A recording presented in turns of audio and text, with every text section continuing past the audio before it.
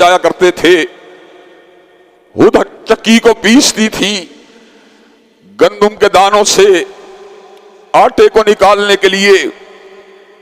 और इस कदर तकवा तहारत लिल्लाहियत थी कि अपने माथाए मुबारक से और अपने सरे मुबारक से कभी अपने चिलमन को नीचे उतरने नहीं दिया।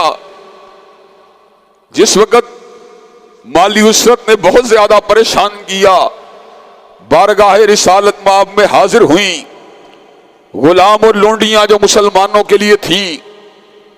उनमें से एक लोंडी या गुलाम का मुतालबा किया, हजरत रसूलुल्लाह सल्लल्लाहु अलैहि वसल्लम के अदल का, एहसान का और इंसाफ का आलिम क्या है।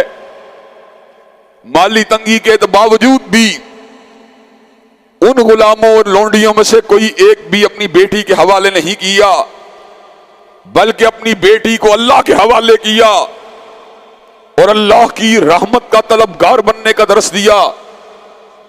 और तस्बीह फातिमा यानी 33 मरतबा सुबहान अल्लाह, 33 मरतबा अल्हम्दुलिल्लाह और 34 मरतबा अल्लाह अकबर पढ़ने की तलकीन की।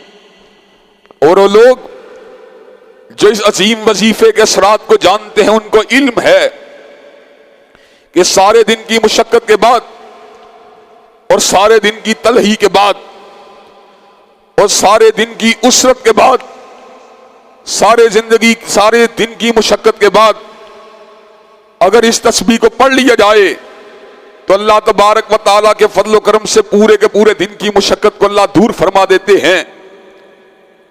हाजी यूनुस साहब अल्लाह तबारक व तआला उनको गरी की रहमत फरमाए, कई मरतबा जिस वक्त निजी तौर पर हम उनके पास बैठे हुआ करते थे तो ये बात कहा करते थे